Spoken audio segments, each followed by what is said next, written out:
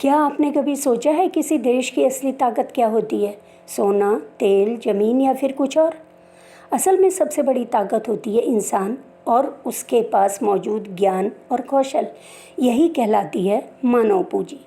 अब मानव पूंजी क्या है? मानव पूंजी का मतलब है किसी व्यक्ति के पास मौजूद शिक्षा, कौशल, अनुभव और सेहत। जैसे एक मशीन को अच्छा काम करने के लिए मेंटेन करना पड़ता है, वैसे ही इंसानों के ज्ञान और कौशल में निवेश करना ज़रूरी है। मशीन को जितना मेंटेन करके रखा जाएगा वो उतना अच्छा काम करेगी। इसी तरह से इंसानों के ज्ञान और कौशल को जितना बढ़ाया जाएगा या जितना उस पर निवेश किया जाएगा, उससे देश का आर्थिक विकास उतना ज़्यादा होगा। अब क्यों ज़रूरी है मानव पूंजी? क्योंकि ये प्रोडक्टिविटी बढ़ाती है। अच्छी शिक्षा और प्रशिक्षण से इंसान कम समय में ज़्यादा और बेहतर काम कर सकता है। अगर किसान पुराने तरीके से खेती करेगा तो पैदावार कम होगी, और अगर नई टेक्नोलॉजी का इस्तेमाल करेगा तो पैदावार ज़्यादा होगी। मानव पूंजी इनोवेशन लाती है। नए आइडिया और टेक्नोलॉजी वहीं से आते हैं जहां मानव पूंजी मजबूत होती है। तो मानव पूंजी के द्वारा नए आइडिया आएंगे और नई टेक्नोलॉजी आएगी जो देश की अर्थव्यवस्था को आगे बढ़ाएगी।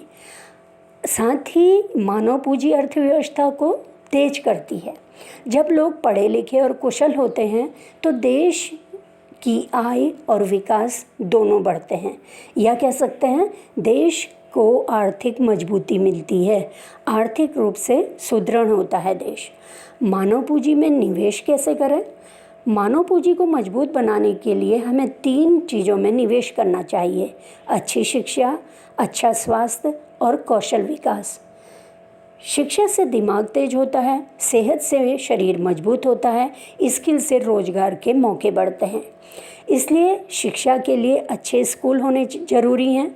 स्वास्थ्य के लिए सुविधा संपन्न अस्पतालों का होना बहुत ज़रूरी है। कौशल विकास के लिए ट्रेनिंग सेंटर होने बहुत ज़रूरी हैं।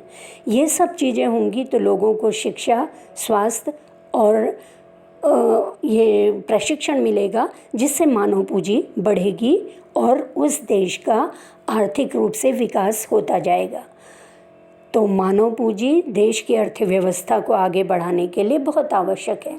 अब देखिए, उदाहरण से समझ लीजिए। मान लीजिए 2 गांव हैं। एक गांव में अच्छे स्कूल हैं, अच्छे अस्पताल हैं और ट्रेनिंग सेंटर हैं, जबकि दूसरा गांव इन सब चीज़ों से वंचित है। तो पहले गांव के लोग ज़्यादा कमाएंगे, बेहतर जीवन जिएंगे, क्योंकि उनकी मानव पूंजी मजबूत है। जबकि दूसरे गांव में ना तो स्कूल है, ना ही अस्पताल है और ना ही ट्रेनिंग सेंटर है।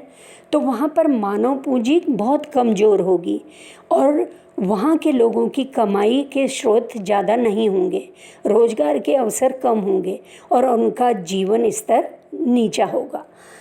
तो याद रखिए, असली दौलत बैंक बैलेंस नहीं, बल्कि लोगों का ज्ञान, सेहत और कौशल है। इसी को कहते हैं मानव पूंजी, जो किसी भी देश की असली ताकत है।